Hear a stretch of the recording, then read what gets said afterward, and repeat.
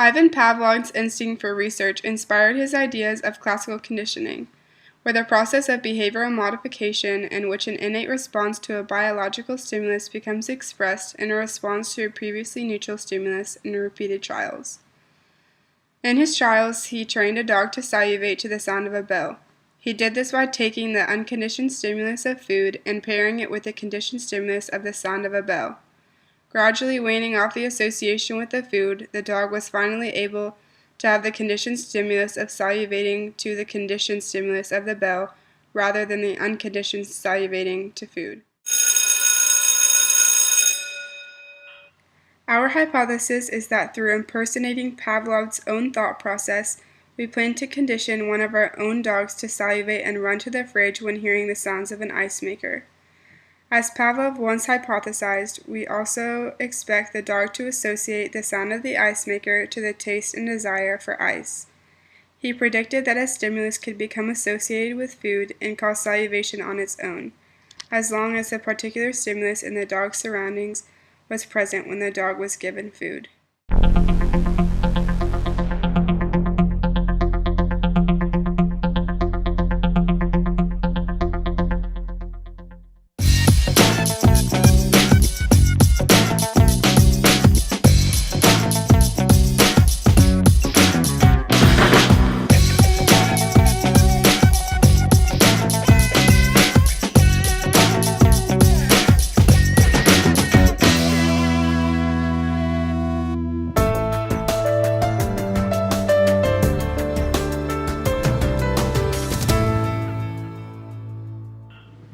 As you can see, the dog's desire for cherries is at a significant high, so in order for the dog to run towards the freezer when immediately hearing the noise, one must proceed to walk the dog towards the ice maker, with the incentive of food being connected to this sound.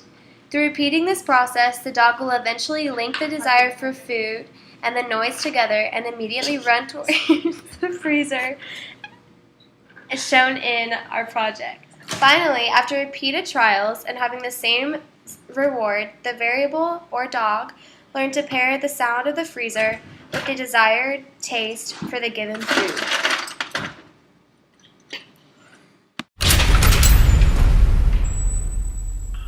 In conclusion, as we had originally hypothesized throughout the acts of classical conditioning through repeated trials, no matter the needed act, if done a significant number of times with the same constant outcome, the learned variable, as ours was a dog, will become accustomed to the contributing factors and will eventually do it on their own, without help.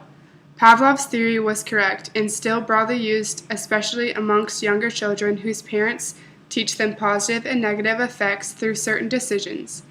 Amongst all studies, Pavlov's classical conditioning is one of the most prestigious experiments amongst all psychological studies.